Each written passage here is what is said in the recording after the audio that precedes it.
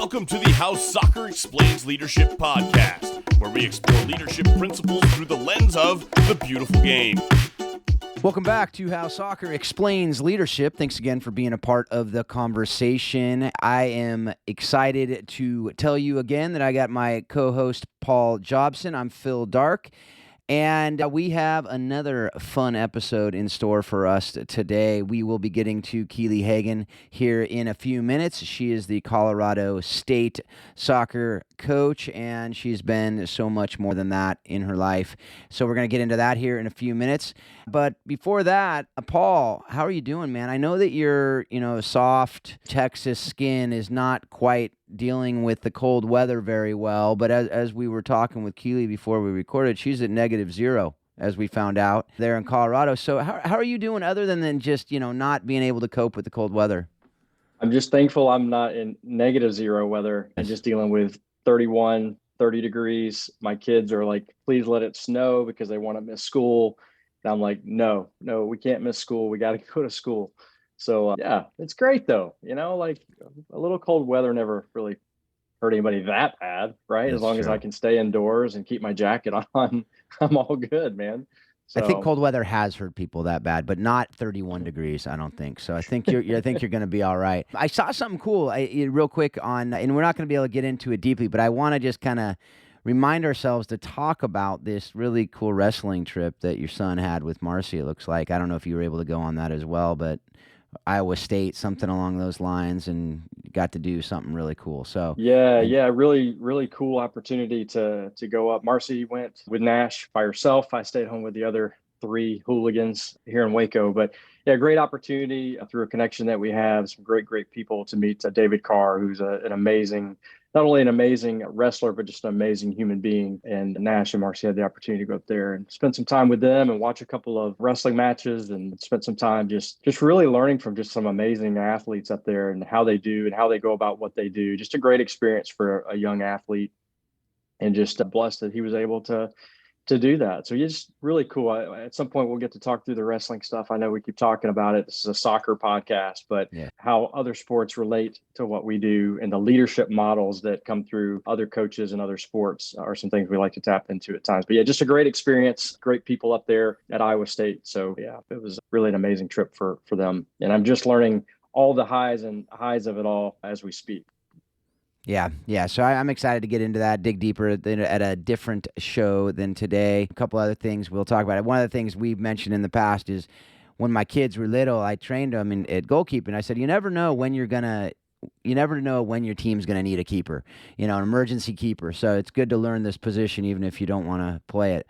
Well, this year, my daughter has had 3 stints at goalkeeper. She's a striker by trade, but she happened to be thrown in as a freshman varsity against our rival, a league rival, and then at the Crosstown Cup, which is our, crosstown rival. So she was put in front of both of those games, which happened to be 2 of our bigger crowds. So I'm proud of her, but we'll be double to talk about that too. Just that idea of, always being ready for what might be thrown at you. But that's not what we have today. Today we have Keeley Hagen, and Keeley, as I said, is currently the Colorado State coach, which is why I am sporting this shirt, which she handed me herself when I was out there doing disc training with her, which we're going to get into a little bit later. Very nice. But Keeley, how are you doing today?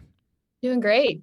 -0, just making us tougher over here, whether we want to be or not. So I'm really excited to be here. So thanks for having me, guys. Absolutely. Well, we always talk about resilience and overcoming adversity on this show. So, this weather is just allowing us to put that into practice. So I'm glad you're all, dressed up warm. So hopefully you'll be comfortable for this conversation. And, the first thing we always love to talk with our guests about, and I mentioned a little bit of what you're doing now, but I want just you to briefly share your story, including how you developed your passion for soccer, coaching, leadership, and how you ended up with that cool beanie of the Colorado State Ram on your head out there coaching a group of great young women.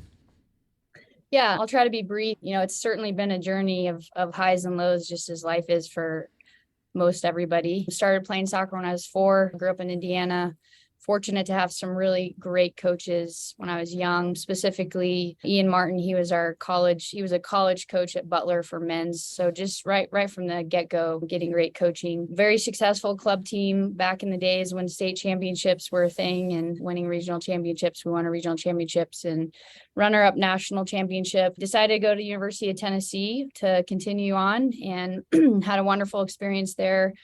With head coach Ange Kelly. Was fortunate to win our first ever SEC championship there for Tennessee. But prior to that, which is probably a question later, there was a 2-year journey to try out for the U19 national team and was fortunate to win a World Cup my sophomore year. And that was the same year that we won our SEC championship. Was fortunate to have a great career. I feel like I've checked the injury box. Pretty much my whole career. I'm not a very durable athlete. So that's kind of helped me now, being a coach, to be able to relate there. After Tennessee, went to Sweden for 2 years to play in their Premier League, and I really enjoyed just being in another culture. I didn't learn a lick of Swedish because everybody wanted to practice their English. So don't ask me any Swedish words. So that was an awesome experience. Came back.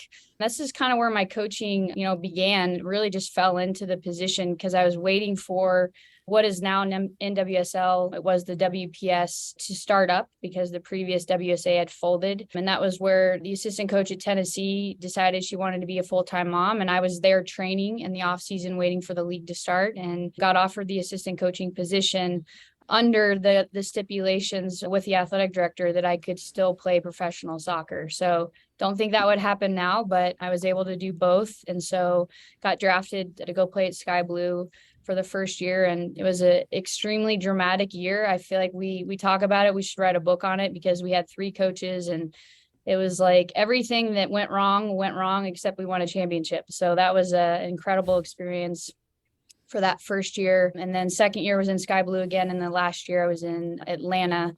And that was the worst season I think I've had in my career. Tore my ACL that year as well. And then at that point, Coach Kelly got offered the position at Texas. And so I decided to hang up my boots, head to University of Texas in Austin, was there for about 9.5 years. And then Colorado State called in June of 2021. And they checked some pretty big boxes, family being the biggest one here. My husband's family south of Denver, and got here, and it's a beautiful college campus. I feel like Colorado's a strong soccer state. And now I'm about 1.5 years in. So that's the nutshell from the soccer standpoint. Yeah. One thing that it's implicit in what you said. Not a lot of people know that, but you were on the sideline with Paul when you were coaching against Baylor. And, I know Paul, he's yelling all the time and he's just, tearing into people. And how was it to coach against the legend that is now the retired, guy basking on the beach, just drinking his pina colada in retirement now?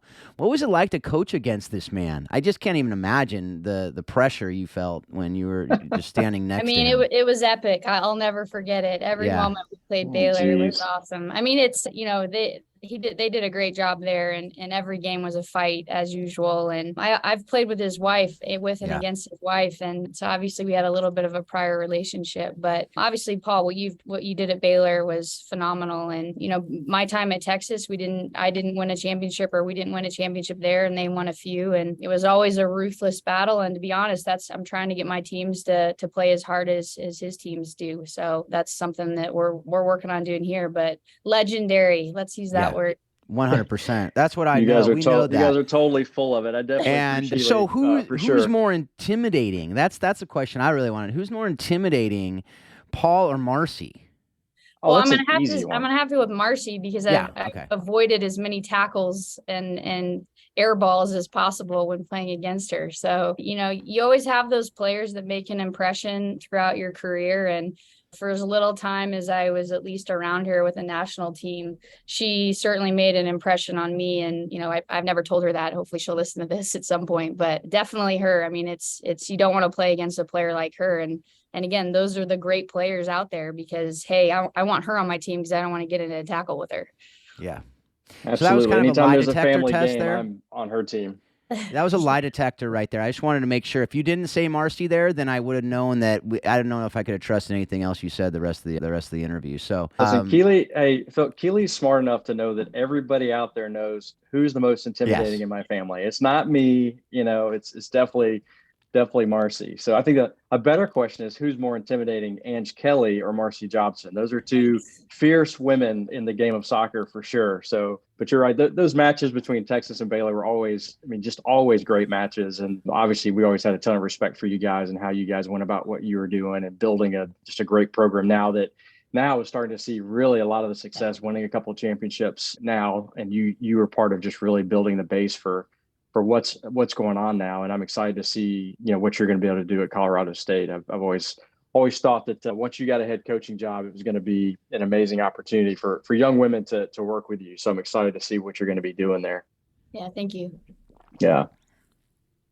What kind of going into that, like as you're navigating now being a head coach, and we'll kind of get into the dynamics of what it means to be an assistant and what it means to be a head coach. But through all of that, have you kind of developed a why? Like, what is your personal why? Yeah, this was a great question that I got beforehand. And so I wanted to put some thought into it and not necessarily be, kind of a cookie cutter answer. I think a big part of who I am is my faith. And, I let recruits know that when they come in, and, my team knows that's where I stand. Obviously, we have some restrictions that you follow at a public institution. But for me, I'm in this position now as a head coach, and it is different being an assistant because the final decisions are on you. And ultimately it's to reflect the life of Jesus and be that model. And then also just to be a positive influence in young ladies' lives, because I am trying to use the gifts that God has given me. And that's the platform that I have. And, that's a big responsibility, and I don't take that lightly. Yeah, and that's it always excites me to hear that. I mean, Paul and I both obviously share the faith, and it's something that goes so much deeper than just a statement, right? Like, because when you say that, reflecting the life of Jesus and to be able to live that out, one of those things that we've been working on together that I've loved working on with you is the DISC modeling human behavior, and to see, we talked about that. Jesus is the perfect example of that, right? Like, he knew exactly who he needed to be at any given moment with every person that he connected with. And, as humans, hopefully we're striving for that, right? Hopefully we're striving to understand ourselves, and we're striving to understand the people that are in our lives, right? And as coaches, we have a group of people that are in our lives regularly, day in, day out. And so that's something that, we did that. We did the DISC training in the preseason this last year, and I know you've taken it beyond where a lot of teams take it. And a lot of teams got to do the training and then do a little bit here and there. We talked with Carrie Sanchez. She's putting it into practice as well at Colorado College. But can you just talk about that a little bit? The DISC, the training that we did, really how you're using it with your team, and why you think it's important for coaches and players to understand it and use it with their teams.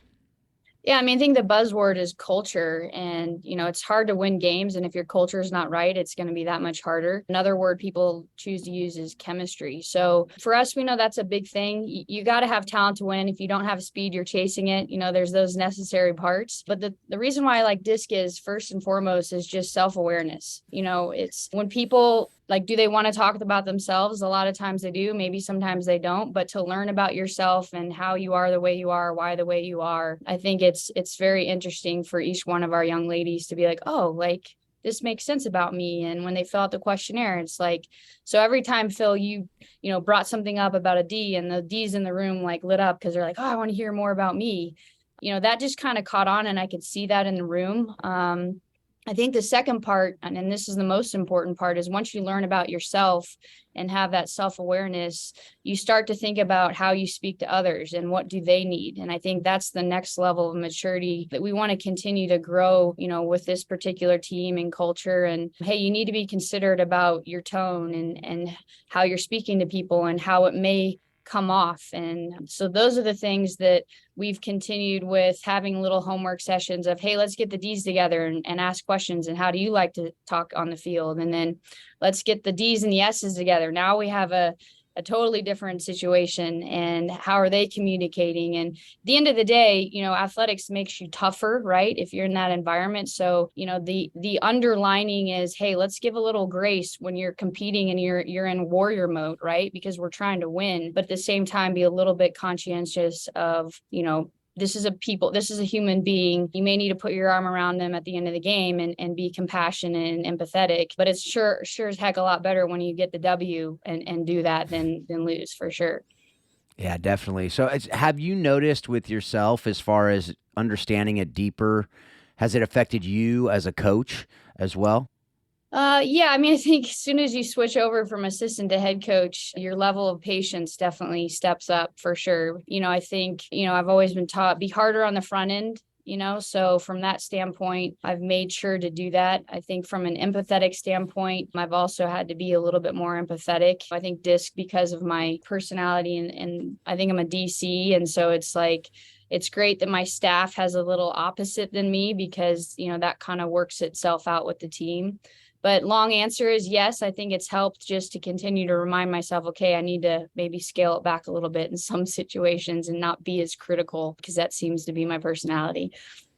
Yeah, no, and I've noticed in the conversations we've had, and even just the little I've seen you with the team, it appears to me that you're working. I mean, just the fact that you're digging in with homework assignments, and you're having the players, and we even have had follow-up session and talking about doing more. That's a huge part of it, is just continuing to understand, again, like you said, understand yourself, understand your players, have them understand themselves and understand each other, and just the fact that you're doing it shows them that it's important, and that it's something that is really a part of the game, and not just some tacked on thing that is like, well, let's just do this thing because it's the latest and greatest. No, this is really important, and we're going to apply it. So yeah, I'm excited to see how it continues to develop that culture that I know you want, and you're pouring into that team. I want to switch gears a little bit. We did a little bit of the disc stuff when I was at Baylor. I had Phil come in, and it was a great practice. And unfortunately, probably did it too late, because it wasn't long after I left, so I didn't get to see the full piece of it. But I found, even for myself, I would sit down before I would meet with a player, and I would look at their profile. It would help me kind of navigate how that conversation might go before it even, whether it's a good conversation or just a check in or whatever. It didn't really matter. I'm like, okay, I want to make sure I'm most prepared to meet with these players. And I found that to be pretty helpful in that scenario too. Have you exercised that as well?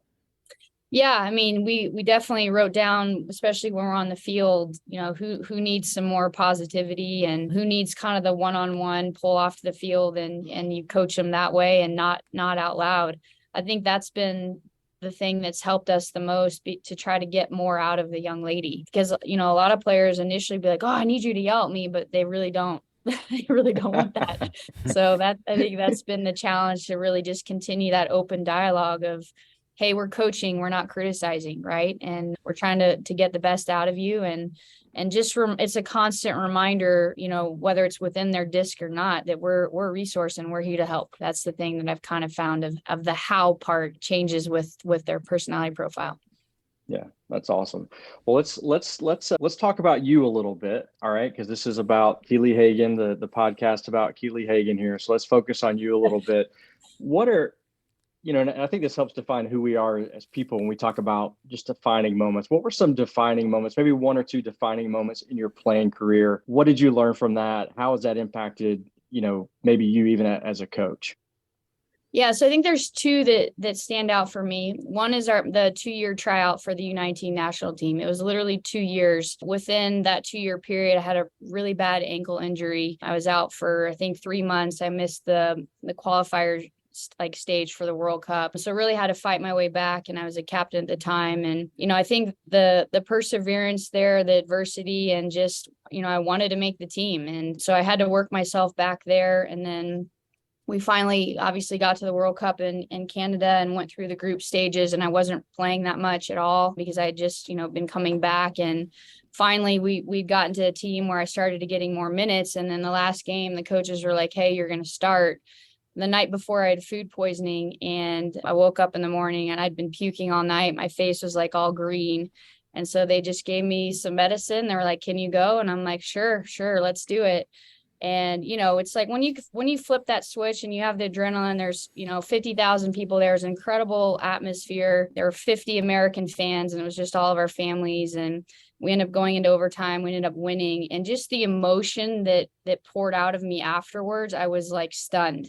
But it was like, a moment where I was like, man, I just went through this entire journey and you got what you wanted at the end. And sometimes you don't. And so I think that experience for me helped me mature, and I learned a lot about myself, that I could do more than I thought I could, and just, kind of catapulted me into the next phase of my career. I think the second one that stands out would be my third season playing pro. I tore my ACL that year, and it was like a losing season. And so, now things are going wrong, terribly wrong. And what is my response, right? How can I be a good teammate? How can I still continue to model the person that I want to model, and despite the adversity? And so leaving that season kind of feeling empty, but also feeling like, what, it wasn't about the results. It wasn't about, our team results or personal results, but how did I respond during that time of adversity? What did people see? So at the end of the day, I left that season being like, hey, I was a good teammate regardless of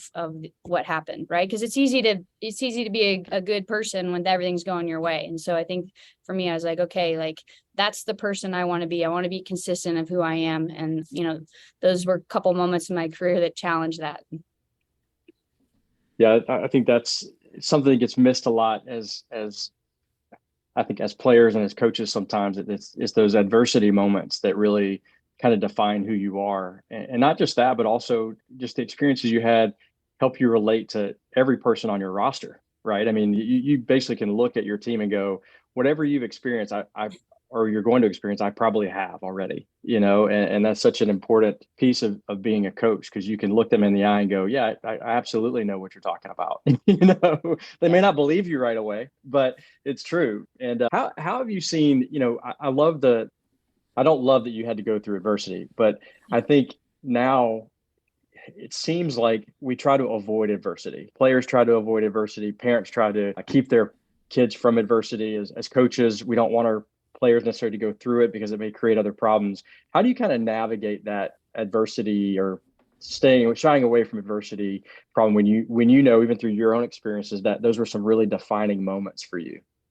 Yeah, I mean, I think we just talk about it and then we do it, and we remind them and we talk about it again and then we do it. So it's trying to put the words in the action of, hey, this is tough. It's tough for a reason, and it's going to make you tougher.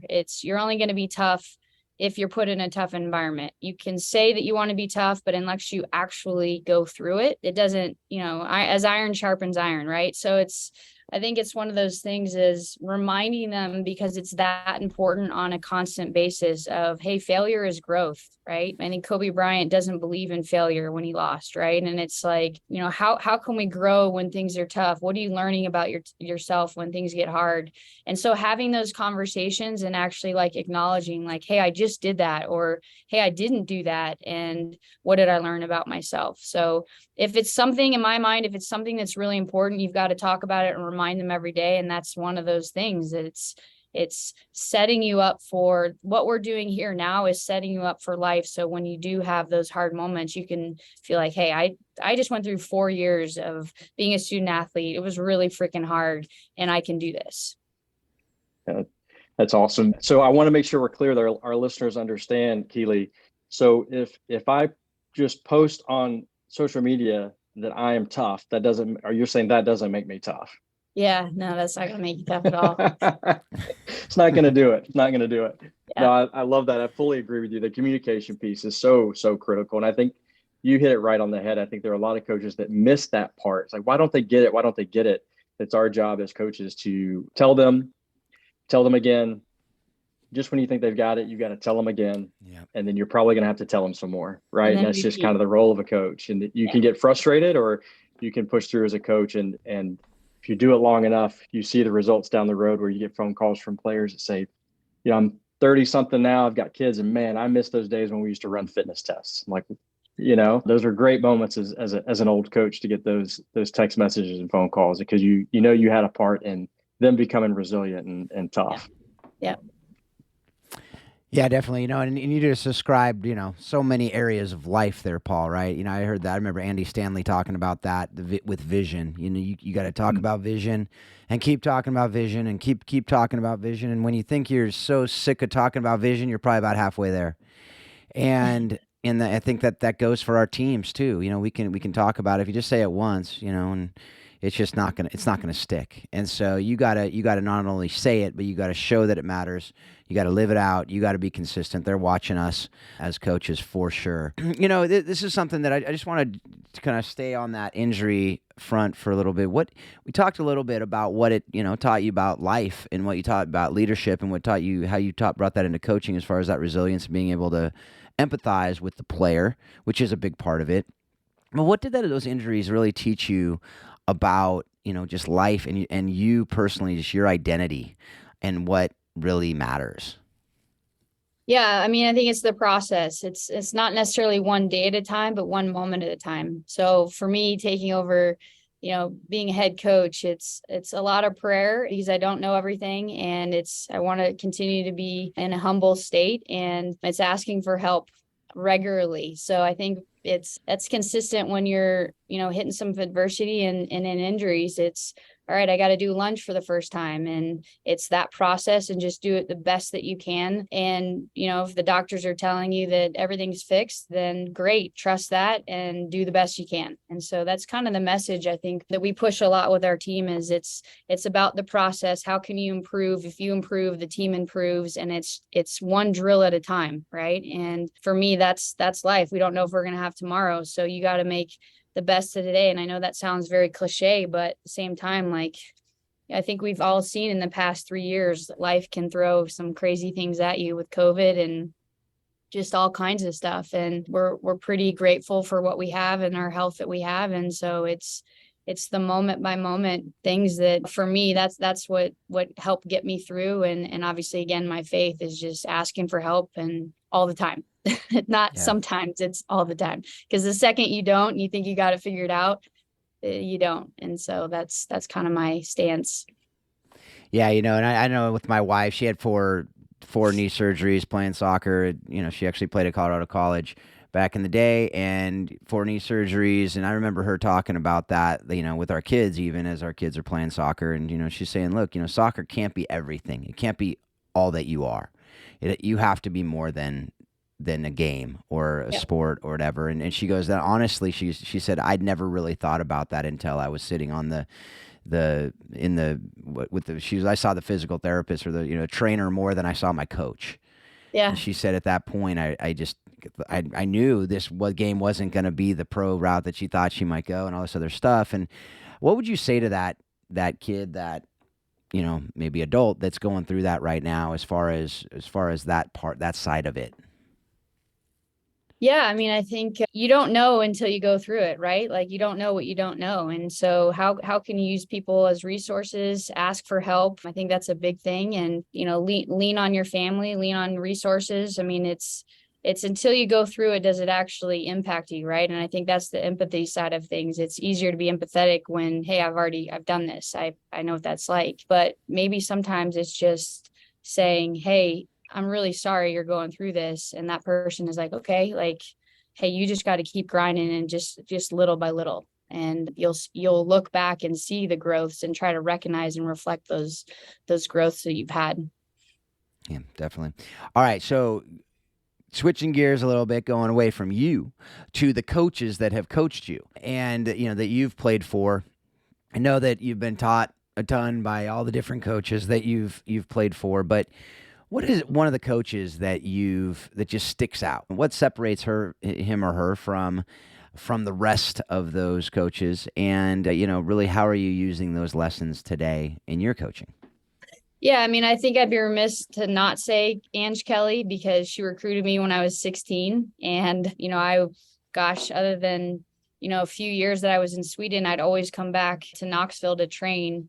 And, I think she saw something in me that I knew was in there, but I kind of had a chip on my shoulder because I didn't make the national team until later, and really believed that she's the coach that could get me there. And she told me that, and obviously she followed through on that. But yeah, I mean, from 16 until, 38, she was a big part of my life. She was the maid of honor in my wedding. And, I can't say enough in terms of the first thing I took away from her as a coach was just mental toughness, and obviously her playing experience and background is phenomenal. And she certainly made me mentally tougher. But I think the thing that has been long lasting for me is based off of my personality. I'm very task oriented and not people oriented. I know that might surprise you guys, but she is very much a people person and one of the most generous people I've ever met in my life. I mean, she's taken care of me beyond and even my family, since I'd been coaching with her. So for me, it's just how do you connect with people? She is a super connector and she is so good at making people feel comfortable and making a situation that could be uncomfortable comfortable. So I think that's the biggest takeaway for me is figuring out how to be more of a connector, because I'm more of like, hey, let's just get these tasks done and check the boxes. And she couldn't be more opposite than me in that, which is why I was a good assistant for her, because I could be a master of box checkers and she's walking around talking to all these people. And I'm like, Ange, what are you doing? You're not getting anything done. And she's like, no, actually I am, Keeley. And so that's really, she's been such a huge part of my life and still continues to be so. And I will just encourage you to continue being who you are and doing what you do, because I can totally relate with Ange more than you. And I love when I find you to help me and, to be able to be that, because I will never be that really well. And if I have to, and same way, if you had to do what she does, you'd burn out real fast if you had to do that every day. So to find that person who can do that, and for you to be able to do what you do really well. And obviously, as a head coach, you need to wear that hat at some level. But, you can also get a great assistant who does that too and be able to, do what you do really, really well and just kind of dabble in the other stuff so you don't burn out on it. And that's something that I think is a great lesson there too, that she probably, I'm guessing she knows herself really well. So she surrounds herself with people like yourself who will do those things she doesn't like to do. And, I'm sure she can, but you don't have to. Oh, she definitely tells me she could do all the things that I can do, like for sure. Right. It's just, she just wants me to do them. So, but she knows how to do all of them. And that's the great thing about Ange is she will, if she absolutely needs to, but her and I worked together for 14 years. And so that's a really long time. And that's why it was a really hard decision for me to leave. I mean, I was in my comfort zone and felt like we were at a really good position to win. And obviously they did, which is awesome. And but at the same time, it's, it was time for me to step out in faith and felt like it was the right decision but a very difficult decision, really leaving my best friend.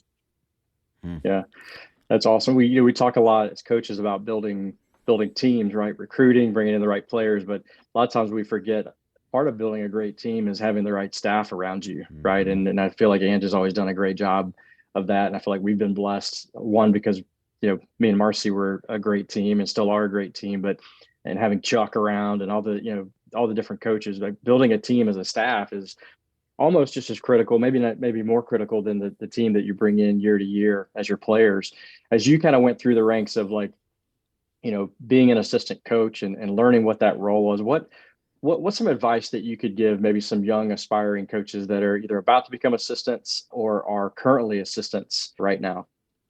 Gosh, yeah. So, I mean, I think the biggest advice is trust your head coach and have open communication and ask the why, ask the questions, and don't assume. I think I got into a little bit of, trouble with that, just being an assistant because Ange and I knew each other so well. And I was like, well, why are you doing this? But I could have that healthy dialogue with her and she would tell me. And so I think it's, as an assistant, you don't know everything that's going on behind the scenes that the head coach is having to deal with, for lack of a better word. So I think it's just trusting that, they have ultimately the best interest, for you, for the assistant, and also for the team. And then to just come ask so you can learn, because ultimately my job now is to help develop my assistants to be a head coach if that's what they want to do. So I also needed them to be challenging me, because I don't want yes people. So I think that's the second thing is be challenging to your head coach at the right time. I didn't do that very well with Ange. My timing was terrible. So that's another thing she helped me with.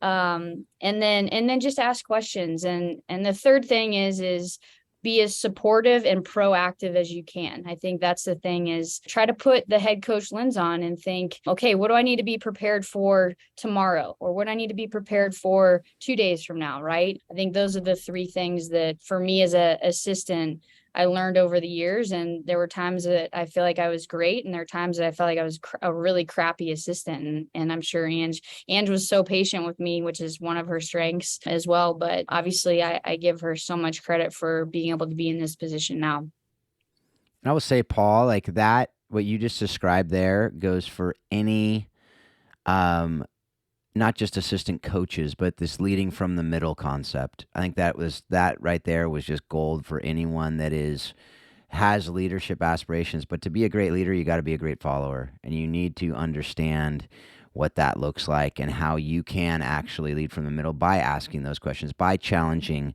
at the right time in the right way. And that's something that, we talk to even our players about. Is it's good to, challenge us in what we do, but in the right way at the right time, and not coming to us after a game and yelling at us and telling we did something wrong. That's not the right time, as somebody did this year, but to be able to do that in an appropriate way. And so I so appreciate that answer. I just wanted to go back, rewind that, listen to that again, because there was a lot of really important, good stuff in there. Yeah, I was going to say that too, Phil. Just definitely young aspiring coaches, and even some of us are veterans. It's good to hear that again. So I would encourage you to go back and rewind that. And can you rewind? Is that what it's called? Just go back. I don't know if rewind my cassette tape days. Right. Exactly. Yeah. Don't let the ribbon get caught, and that if it breaks, you can't listen to it anymore. So absolutely, you just you just lost all the kids under 35 years old. But that's some great stuff. Through that process, Keeley, obviously you were blessed to have just an amazing mentor, as a head coach with Ange Kelly, and have had the opportunity to interact at a high level with a lot of high level coaches. But I don't know the best way to ask this question, but your role as an assistant, I mean, you kind of just went through the things that are important of being an assistant, but what are the things that you think you take from being an assistant for so long? What are the things you're taking from that have really set you up to be a successful head coach? I think. And let me add on to that. What are the things that you think you may have missed had you just gone straight into being a head coach and not having been an assistant? Oh my gosh, I would have missed everything. Yeah, I said that because I worked at Texas, I feel like I can run the country. I mean, that's a joke, but like there's so many things as an assistant. I think one of the really important takeaways that I heard from a coach as soon as I got this head coaching position was be organized. You've got to be organized. And as an assistant, we especially when we took over at Texas, like that was the thing. It was like I was getting every little thing that makes up I say it's like running a small business, right? You've got so many pieces to the pie that has to be organized, from the top down, and how Ange wanted it done. And I think that for me, it was every little thing to your recruiting platform, to making sure your compliance issues are going well, to connecting with your alumni, to making sure your recruiting database is good. I mean, there's endless things that, as a head coach, it's like, it just becomes second nature because I've done it so long and went through those processes so much. I'll tell a quick story.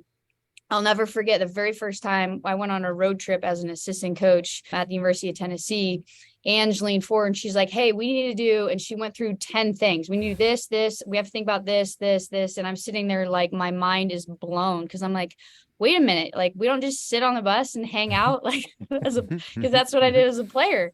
Yeah. And so I'm not sure I'm answering your questions, but just getting the repetitions of organizing the program and all the little finite details that go into it, because at the end of the day, you want your players to love to come to training, love to compete, and not necessarily feel the resistance that we have to go through as coaches because of, whether it's the administration or it could be a number of things. Scheduling, I mean, that's another thing that it's nonstop. So long-winded answer, but just getting those reps and asking questions and being a sponge and taking notes and being organized. That's funny. Keeley, you just described yourself a little bit as a player and what you thought happened on the coaching staff. How many times as a coach do you hear from your players when's the season's over? Like, what do you do? What do you do when you're not when you don't have to lead a practice? Like, oh yeah, we don't really do anything else other than lead practices. So Yeah. And Uh, sometimes I'll tell them, like, I'll just be like, hey, this is the deal. And you don't go into the details, but it's like, I'm sitting in this office and it's not like I'm just sitting here all day, like thinking about soccer drills. I mean, we kind of joked about that, 10% of our job is actually coaching on the field, right? And it is organizing so many other things. So the business is running and it's smooth, and it's somewhat of a customer service, but you're developing human beings who are the ages of 17, 21, and you want them to be able to leave your program having a positive experience, even though it's tough, and they're going to hit adversity and they're going to be unhappy at times because they're not playing. It didn't pan out the way that they thought. So you've got to work through those conversations. Yeah, it's a lot. And yeah, you for hit it sure. on the head when you called it, when you said it's like running a small business. I mean, Yeah. as you're Yeah. describing this, it reminds me of like running a small nonprofit. It's the same. You're wearing a million hats. People wonder what you do all day. People are saying, "Oh, well, what are you doing? How come you're not literally feeding a kid? So what are you actually doing? I don't get it." And so we want to help people understand that these lessons we're learning, they carry over literally into everything you're doing. And so, I mean, it goes to being a parent as well, right, Paul? It's like, your kids wonder, like, what do you guys do when we're not at home? Like, you guys don't do anything. And then, oh, you actually work? My son, can you play, Dad? Well, I'm working right now. Well, when are you done? 5 minutes? 2 minutes? Like, how long is it going to take? Right. So I think that goes into so many different areas, and it's, yeah, I love that.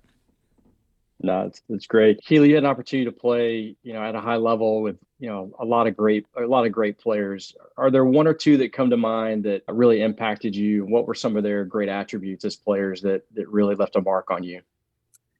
Yeah, I mean, I think Christy Rampone was probably one of the biggest. That was my first year of pro. She kind of took me under her wing and I played next to her as a center back. You talk about someone who has a lot of speed. First of all, it's like I thought I was pretty fast, and she just has this other gear. You're like, and I do have to tell a story about her because I think she was like, I don't know, in her 30s or something. And it was year one. So 2009, I don't know how old she is, so don't quote me on that.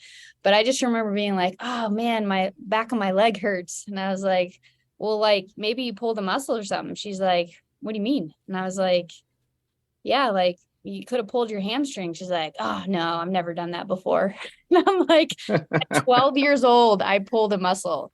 And so I was like, oh my gosh, like, but I mean, she's just so fit, leader on the field. And it's like, that's one of the big reasons why we were successful, is because she's a leader, a competitor, and obviously extremely durable as an athlete. And, she just helped guide me to kind of understand, like, the next level of being a pro and what that looks like. Cause it's, I'd call home and be like, Dad, it's a lot cooler saying I'm a pro than being a pro, and that's because it's like, you could be so self-absorbed, and it's like, just because you sign a contract and get drafted doesn't mean you're on the team. And it's like every day I felt like I was fighting for my life because I wasn't a full national team player like all the time, right? It was just a short stint. So it's like I didn't feel the security that you feel in college and the kind of feel good moments. So I try to tell our players, like, hey, if you're going to go pro, like you got to be ready. It's cutthroat. You have a job one day, you may not have one the next day.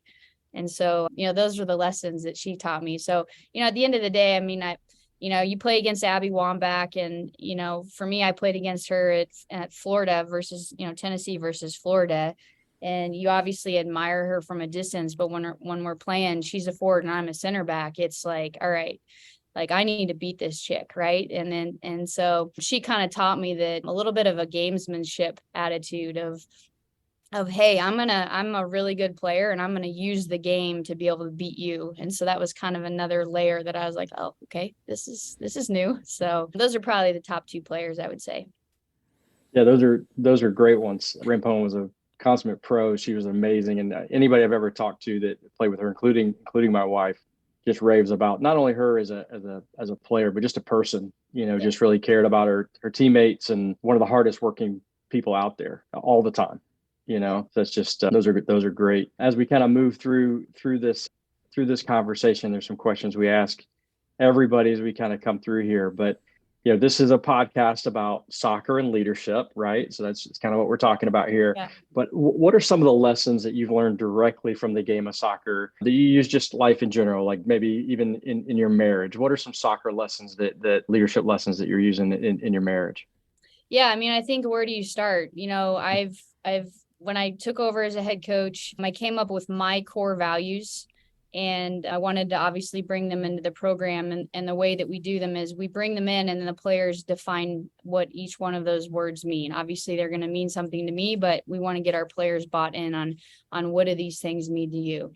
So I brought in what's the acrostic anchor. Part of that is because of my faith, and that anchors, that's the anchor for me. So what it stands for is A is accountability, N is no quit, C is character, H is habits, O is opportunity, and R is responsibility. So the bookends, accountability and responsibility, for me, if you don't have those in a program, it's going to be really hard to be successful. So our players will define that, but I think, what has soccer taught me? Accountability, 100%. Within that, it's developed my character on so many different levels. The game's 90 minutes, and you have the ebbs and the flows of things are going your way, momentum, and then all of a sudden you're not, and they're not. And so, how do you persevere through that? I think from a competitive standpoint, you got to fight every day in training. If you want to get better, you've got to fight if you want to keep your spot, if you want to earn your spot, because it can be taken away from you quickly. I think from a habit standpoint, one of my least favorite quotes is, if it feels good, do it, because I think nobody would wake up in the morning because we all just want to sleep in. So from that standpoint, if it's not feeling good, you probably should keep pushing through it, because that's making you better. So the habit standpoint is,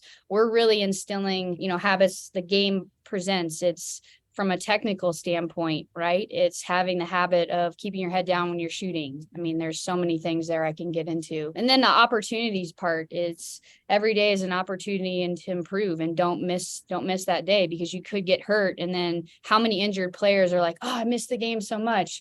But when you're in your third month of spring and you're not hurt and you're still going, you're like, why do I have to be here? Like, not a good attitude, from an opportunity standpoint. And then certainly I'm not going to hit all of the core values, but the never quit. For me, that is just, in marriage, it's, you're a team. We call ourselves Team Hagen, and it's like, it's not an option to quit. And I can't remember this great Twitter thing that came out, but it was basically like, if you're fighting with your spouse, it's like, hey, come on in here, we're going to lock the door and we're going to figure it out, because we're not giving up. So those types of things, I think the game has given us so much, and that's what we want to give back to our players and say, hey, listen, just invest everything you can, because when you're done with the game, it has taught you so many incredible lessons that hopefully you can then give to others.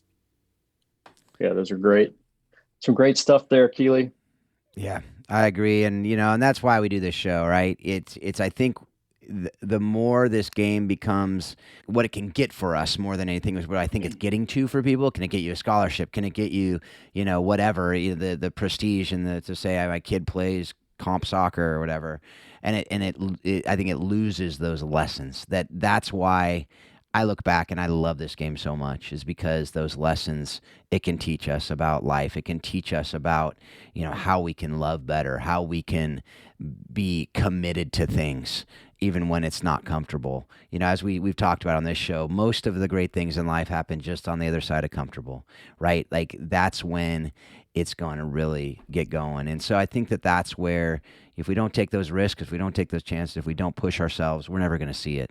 And those lessons that we can learn from this game, like that's why, I was like, hey, let's just do this thing and see how we can hear from other people like yourselves to say, what can we learn from it? What are we missing that we can learn better? And, I love it. I love learning from, folks like you and all the other people we've had on this show about these lessons. Yeah, I think I'd be remiss to say just the last thing is just being on a team, right? I mean, you're going to go in the workforce afterwards, and people want to hire people that can work together. And so just how are you as a teammate? I think that's some of my greatest friends are because we were teammates. And so learning how to work with people and how to be a good teammate and what that looks like on a regular basis. And, I think for this generation, it's solving problems through texting and saying, hey, that's not going to that's not going to fly. And how can we integrate a little bit deeper relationships that are more meaningful of having the face-to-face conversation and that communication and that eye contact, which we all missed during COVID. And that's tough. And it's like, how can we get more reps to be able to improve the communication, to improve the relationships? Yeah, no, 100%. Actually, on that note, I over the weekend did a little 2-day fast from my phone. I just stuck it on the charger, didn't pick it up all weekend. And even those 2 days, to see how much more present I was in every conversation in coaching. We had a game on Saturday. Just seeing that, it was like, man, I got to do this more. It's so important. I think we don't realize how much we just look at that little thing and just do something, whether it's just killing time or even for information that we might deem important at that point. But I looked at my phone last night after 2 days, and I was like, none of this stuff was urgent.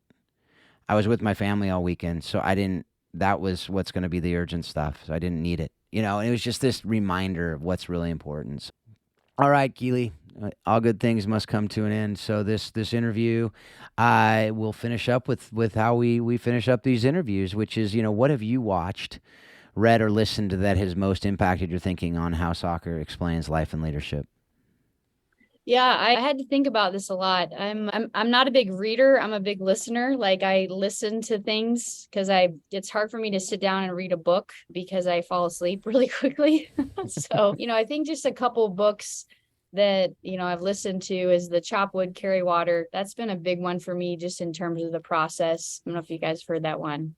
How it relates to the game. Once again, it's all about the process and putting the extra hours of repetition in that you need in order to improve your skill. We tell our players, even at the club level, it's not enough of what you're doing at your training. And that doesn't mean more is always better, but if you want to be a better passer, sometimes it's just hitting the ball against the wall and having those quality repetitions. So that book was great. And then the other one is One in the Dark, which is, I think they're actually the same authors. And it's, once again, so much of me being successful was not necessarily my talent, but is what was I doing behind the scenes when no one else was working, right? If it was snowing, I was going for a 2-mile run because I knew it was going to make me tougher. And I knew I needed to work on my endurance. Or I was, taking time to hit a ball against a rebounder because I needed to hit a better, longer ball. And so it's those things that my teammates may not have known, or, nobody knew, but I had to put those reps in. And so those are probably the top two right now for me. You're not alone in those recommendations. The last person to recommend those 2 books was Corey Close, the women's basketball coach at UCLA, another amazing woman of faith, and I know she uses those books regularly as well. That's a great interview. I know you'd enjoy that as well. But yeah, no, those are great books, and I love asking those questions because, just selfishly, if someone recommends that book, if 2 people, 3 people on this show recommend those books, folks, you got to read them. It's like required reading now. If you listen to this show, you got to go out and read those books, and for no other reason than the people that we're listening to, it's impacted them and made them better leaders. So I think that's why we're doing this. If you're listening to the show, chances are you are a learner and you are a great leader. So continue learning on that. Well, thank you so much, Keeley, just for who you are, I know the encouragement you are to me and Paul. I assume I'm going to speak for him because I've talked with him about you. And just that you are impacting lives in great ways. And so I just want you to encourage you to keep running the race, and thank you for being a part of this conversation. Yeah, thanks, you guys. And Paul, I need one of those hats. And Phil, you should wear that shirt all the time. And Paul, if you give me a hat, I will give you a shirt. Oh, wow. I like trades. Yeah. Tradesies. Okay. That's good bartering. That's good bartering. Are you double X, Paul? What are you? Wait a minute. What? Are you sure? Did you ever coach against me? Did you are retired, Paul. Are you confusing me with Chuck? Are you confusing me with Chuck again? Wow. Okay, now I just didn't want to say extra small. Just trying to make that's it okay. Oh, man, I'm good. I'm good with extra smalls. I love it. I can still fit in all of those. My belly hasn't gotten any bigger in retirement. He can go to the gym with that extra small, and he could, just kind of. I can still see your chin, so you're doing great. Yeah, I'm doing Keep it up. Yeah, That's good. he's got 4 little boys, not little anymore, I'm but sure. 4 boys running him around. So I think he'll be in good shape for a while anyway. We Um, all know it's my wife that keeps me in check. well, there's Okay, no let's not question. Yeah, my husband kick that might say the around. same thing too. So, but Yeah. hey, I Sure. just want to say I really appreciate what you guys are doing. I think it's awesome just to, bring awareness. And at the end of the day, like we're all trying to learn and get better. And I really appreciate what you guys are doing. And it's very helpful for people like me as well. So thank you. Yeah, well, thank you, Keeley. Thank you, folks, for being a part of this. We do it. We do it for you, and we selfishly like doing it for ourselves too. But if you weren't out there listening and learning from this, we wouldn't be doing what we're doing. So thank you for investing in your life to be able to listen to this, investing in your people, and just being a better leader for everyone in your life. And so, as you know, we have great resources that you can always access. You can go to warriorwaysoccer.com, learn about what Paul and Marcy are doing with Warrior Way. That great hat is one thing. Well, not the one he has on, because that is a limited edition. That is I only have it. I think I'm the only other one other than Marcy and Paul that have that.